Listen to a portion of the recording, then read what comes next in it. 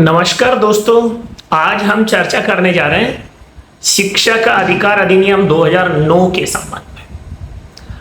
2009 में जब ये अधिनियम पारित हुआ था तब से लेकर अब तक 16 साल से अधिक का समय बीत चुका है। लगभग 3 सरकारें बदल चुकी हैं और इस सारे अधिनियम में जो प्रावधान किए गए थे उसके कारण कितना शिक्षा को लाभ हुआ है, कितना नुकसान हुआ है, ये 6 से 14 वर्ष के बच्चों के लिए जो शिक्षा के अधिकार की अनिवार्यता इसमें लागू की गई थी, इस अधिनियम की अलग अलग धाराओं में जो बंद किए गए थे उनका तब से अब तक कितना पालन हुआ है और नहीं हुआ है, तो सरकारों में कौन जिम्मेदार है और इस अधिनियम को बनाने से लेकर अब तक आने वाली समस्याओं पर सदन पटल पर कितनी बार चर्चा हुई है। मंत्रियों ने, विधायकों ने आपसी संवाद में कौन से सुधार के रास्ते खोजे हैं और कौन सी खामियां थी जिनको दूर करने की कोशिश हुई है, इस पर चर्चा करेंगे। आज अभिभावक अपने बच्चों को शिक्षित करे, ये अभिभावक की जिम्मेदारी के साथ साथ एक लोक कल्याणकारी सरकार की भी जिम्मेदारी है और संविधान और कानून में प्रावधान भी है। फिर भी अगर ऐसा नहीं हो रहा है तो जिम्मेदार कौन है और इसके लिए ऐसी कौन सी समस्याएं आती हैं। तो राजस्थान के दृष्टिकोण से तो एक बहुत बड़ी समस्या है कि यहाँ बुनियादी ढांचे का अभाव है।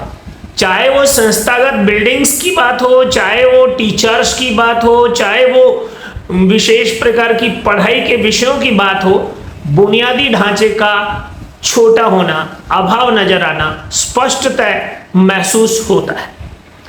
इसमें एक और जो प्रावधान किया गया था कि निजी स्कूलों में 25% आरटी का आरक्षण किया गया था। शुरुआत में कुछ ठीक भी लगा था, लेकिन आफ्टर ऑल जो परिणाम आने लगे कि जो निजी स्कूलें इस आरटी में पंजीबद्ध हुई उन स्कूलों को पुनर्भरण की राशि समय पर नहीं मिली और उसके बाद स्कूलें इससे दूर हटने लगी, एडमिशन नहीं लेने लगी और यही कारण रहा कि अधिनियम का मखौल खुद उसके विभाग में कार्यरत, उससे मान्यता लेकर काम करने वाले संस्थानों ने ही उड़ाना शुरू कर दिया। शिक्षा मंत्री और शिक्षा का जो ढांचा है वो वास्तव में समयबद्ध जवाबदेही के साथ पुनर्भरण का भुगतान नहीं कर पा रहा, तो फिर इसके खिलाफ जो माहौल बना उसका खामियाजा 6 से 14 साल के अबोध बच्चों को भुगतना पड़ रहा है। और दूसरी बात एक और ध्यान में आई कि जो आरटी में प्रतिबद्ध पंजीबद्ध स्कूल हुए उन्होंने गुणवत्ता पर भी ध्यान नहीं दिया। उन बच्चों की शिक्षा में गुणवत्ता कैसी हो, साथ ही साथ निशुल्क के नाम पर उनको मिलने वाली सुविधाओं में कौन कौन सी बातें निशुल्क होंगी, इसका भी संविधान में स्पष्ट प्रावधान इस आरटी एक्ट में नहीं था। सांसदों और विधायकों ने भी खुलकर इस पर चर्चा नहीं की और यही कारण है कि आज भी जो 6 से 14 की निशुल्क शिक्षा का विषय है वो स्पष्टता के अभाव में इधर से उधर भटकता रहता है। सब अपने तरीके की परिभाषाएं उसमें डालते रहते हैं।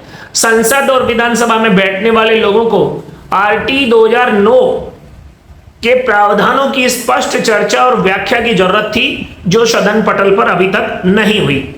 और साथ ही साथ इसमें जवाबदेही का अभाव। अगर किसी ने एडमिशन कर लिया तो उसके भुगतान की जवाबदेही किसकी है, अगर किसी ने नहीं किया तो उसके खिलाफ दंडात्मक कार्रवाई क्या हुई।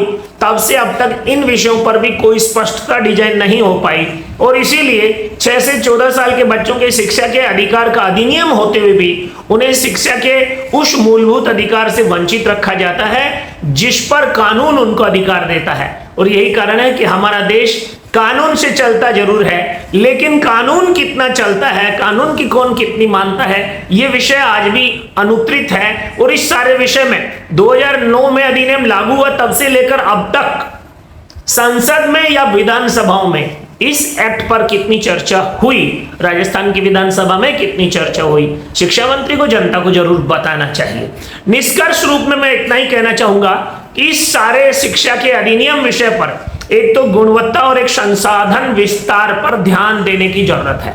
सरकार जो हजारों करोड़ रुपए के स्मार्ट मीटर खरीद रही है, अगर वो इस प्रकार की शैक्षणिक विसंगतियों में कोई आर्थिक समस्या है तो या तो फिर भामाशाह सहभागिता योजना से या फिर सरकार विशेष फंड का प्रावधान करके 6 से 14 साल के बच्चों को शिक्षा का अधिकार, मूल अधिकार मिले, वो देश के भावी शिक्षित नागरिक कहलाएं, इस पर ध्यान देने की जरूरत है। क्या कहेंगे आप? सरकार के अब तक के प्रयासों से, अधिनियम लागू होने से लेकर अब तक के प्रयासों में कितनी सच्चाई है, उसका आंकलन करने की प्रत्येक नागरिक को जरूरत है।